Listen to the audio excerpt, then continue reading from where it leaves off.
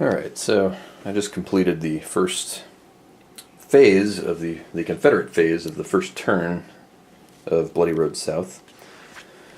And I just want to do a quick recap of the turn, maybe with some observations about what I think of the system so far. I do have to say I'm doing the full campaign here. This is the full 2-map 2-day Battle of the Wilderness, which has a total of 91 turns.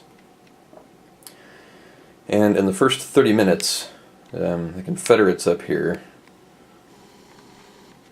along the Orange Turnpike already have a wrecked brigade. So I'm skeptical that this will actually go 2 days. I'm guessing that losses and things will make the armies completely useless by the end of the first day. I can't imagine this going all that long if casualties are going to be as high as they are. Now, granted, I wasn't exactly conservative with the Confederates here. I took Ewell's corps here, and I think that's Ewell. Whoop. Yeah. Oh, there's Early. There's Ewell back there. There's 2 corps. I took Ewell's entire corps here, and I just pitched him headlong right into Warren's 5th Corps, and I'm trying to get them around the flank here to the south. I'm going to have Early's brigade run up here and reinforce the left flank, or Early's division run up here and reinforce the left flank to guard against Sedgwick's 6th Corps. Ooh. Guard against Sedgwick's 6th Corps, which is coming down the Mine Run Road here, but being stymied by the single regiment of North Carolina Cavalry, which I don't know. I mean, this historically in the battle, this regiment, gave Sedgwick a lot of annoyance running down the Mine Run Road here. But in this game, the Union can't do anything to this regiment. It's untouchable. It exists entirely to prevent Sedgwick's troops from getting down the road expeditiously. Which, I guess the argument being, well, it'd be unbalanced if you just let Sedgwick's entire corps run down here and smash Ewell. The whole thing would be over on the first day.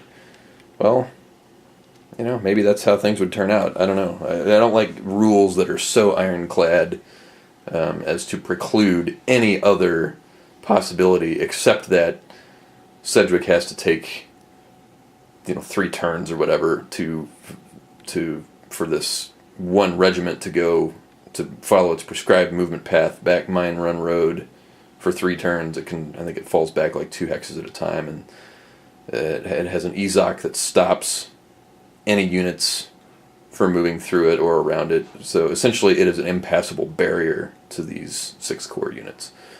I think it should be up to a die roll or something. Like, do Sedgwick's units really fall for this, the screening actions of this one regiment, or does Sedgwick just say, oh, hell with it, just charge these guys and get it over with? I'd like that option to be there, but it's not according to the rules of the game. Nonetheless, Early needs to get up there and shore up the Confederate left before Sedgwick gets there. But as you can see down here, developing on the Union left is potential catastrophe. I've extended out these Confederate brigades here of, not sure who's, is that Rhodes, I guess, his division. Is skirting around the Union left here. And initially, whoever these guys are, Stone, I think, of Wadsworth's division, they were up here in an extended line, and during fire combat, I think with this last or this unit right here, this part of Rhodes's extended line, during their fire combat phase, rolled double sixes for the morale check for Stone's guys here, so they routed and had to fall back. And they had to when you rout, they pull all their extended lines in with them. So we just saw through just some introductory fire combat the collapse of the entire Union left here. So these guys here, this is I think Rice and Wadsworth's division that's underneath the leader there. Those guys are going to have to fall back to the creek because their flank is now just hanging wide open there. And if these guys don't rally, I may have to do some. In fact, I was initially going to have this 2nd Division of the 5th Corps here rush down here to Tuning Farm to hold this center position of the Union. But I may have to detach them and run them down here to shore up the Union left so that Warren's entire corps doesn't get rolled up.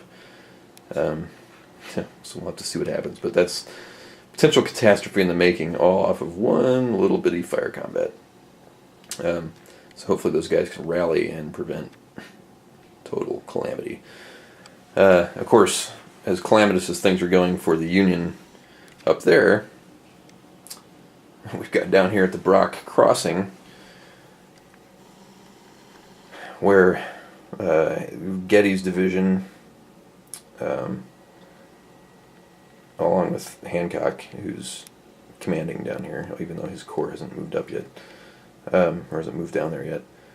I had Heath run up the road here and try and seize the Brock Crossing. I didn't have enough movement to get them into close combat, so I moved them up to do fire combat. And the first defensive fire from... First defensive fire from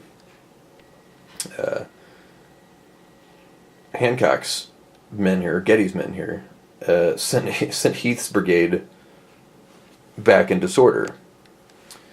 But then I had another retreat result for... I'm trying to remember who all these guys are. Another retreat result for Kirkland's brigade here. Well, they had to displace the disorganized Heath, which routed him. So he had to route all the way back down the road during the rally phase to get 6 or more hexes away, which caused the guys in the road here, is that Davis, his brigade, which was already DG'd from displacement, to also rout. So right off the bat, Heath has 2 entire brigades of his corps, or of Hill's corps, completely routed right down the road. And that's the problem with the wilderness battle here, is that, ordinarily the displacements here would not be a problem if this were open terrain. But it's, as you can see here on the map, well, if there's not so much glare, this is all wilderness here except for the road itself, which negates the effects of the wilderness. But retreats, any units that have to retreat in wilderness hex have to retreat to a road and then along the road. So, I couldn't just run guys parallel to the road in order to avoid displacing these other units. All these other units were stacked up on the road, and the retreating guys have to make their way to the road and then move along it. So you get all this chain of displacement as these guys all funnel along this road, because you can't, strategery your way out of displacing guys that are on the road there, because you're forced to retreat to the road. You can't take a circuitous route to get to the road. You have to go the closest route, and that's going to be through other guys, and they're all going to get screwed up. So there's a couple of other units that are under here that are DG'd now because of several displacements, along with these 2 routed brigades. So things are looking good here for the Union down here at the Brock Crossing. They may be able to do a nice little counterattack and then start Hancock's 2 Corps counterattack even earlier than when it happened historically, which didn't happen until the 2nd day. It was all Hancock could do to hold here with Getty's division and wait for his corps to move up. And then once he got his corps in by the 2nd day, he was able to launch a counterattack that push the Rebs all the way back down the road. Well, that may be happening sooner rather than later. So, first 30 minutes and already shit is just going haywire. So, I will continue on and post more later.